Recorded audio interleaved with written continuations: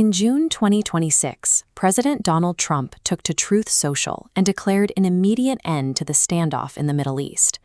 With a single post, he authorized the opening of the Strait of Hormuz, telling the world's ships to, quote, "start your engines." Until that moment, a massive United States naval blockade had been choking off the region. The tension pushed the Middle East right to the precipice, threatening to completely shut down the strait, a narrow waterway that handles a massive chunk of the planet's oil supply. The U.S. government was staring down a brutal choice. They could maintain the pressure and risk dragging the world into a devastating regional war, or they could find a diplomatic exit ramp to ensure those shipping lanes stayed open. Washington chose the off-ramp. They prioritized the global economy over military confrontation, setting in motion a highly controversial compromise. To understand why, look at this composite chart of the global market. Prior to the crisis, the global economy was riding an aggressive, multi-sector hot streak. You can see these distinct growth curves aggressively pointing up. Look at the steepest curve here, the AI hardware sector. Demand for compute power was so high that companies like Micron were pulling in a staggering $41.46 billion in revenue in a single quarter. Right alongside it, the green economy was hitting its own massive milestones. This sector alone had just blown past a $10 trillion market capitalization. Even everyday consumer staples were thriving. Companies dealing in the basics, like McCormick Spices or the parent company of Olive Garden, were posting strong earnings that easily beat inflation. If the Strait of Hormuz closed, oil prices would spike and shipping costs would explode. The resulting supply chain collapse would instantly crater this multi-trillion-dollar economic boom. The mechanism to prevent that collapse was a 14-point Memorandum of Understanding signed at the Palace of Versailles. The terms required massive concessions from the United States.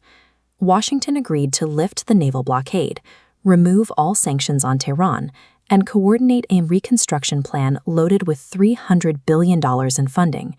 In exchange, Iran agreed to physically reopen the Strait of Hormuz to global shipping. They also committed to halting their military operations and maintaining the status quo on their nuclear development program. This toll-free transit is only guaranteed for a specific 60-day window. When you strip away the diplomatic framing, this 14-point deal functions as a $300 billion ransom paid specifically to keep the global supply chain moving. The market's reaction to the lifted blockade was instantaneous. With the threat of war removed, a massive backlog of global capital suddenly unfroze, pushing spending on private startup acquisitions toward a record $119.8 billion. The absolute peak of that spending spree happened right after the deal was signed, when SpaceX executed an enormous $60 billion acquisition of the AI coding startup Cursor. That single transaction shows exactly what was at stake. For Silicon Valley's tech boom to continue at that scale, macroeconomic stability in the Middle East was an absolute prerequisite. But while the markets cheered the influx of capital, the geopolitical reality on the ground shifted. The deal left regional U.S. allies highly vulnerable to an emboldened Iran.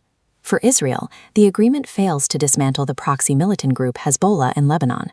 It also legitimizes an Iranian regime that continues to explicitly threaten Israeli existence, all while freeing up billions in frozen assets. The Gulf states are dealing with their own anxiety. The agreement mandates that U.S. forces withdraw from the areas around Iran within 30 days. That leaves nations like Kuwait and Bahrain unprotected, forcing them to seek non-aggression pacts directly with Tehran. And then there is the impending economic threat. Once that 60-day window expires, Iranian officials have made it clear they intend to leverage their geographic control over the strait to impose steep transit fees on global shipping. By lifting the naval blockade to protect the markets, the United States effectively restored Iran's leverage over the entire region.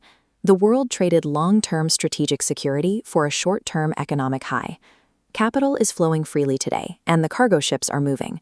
But that 60-day clock is relentlessly ticking down, and a massive geopolitical bill is about to come due.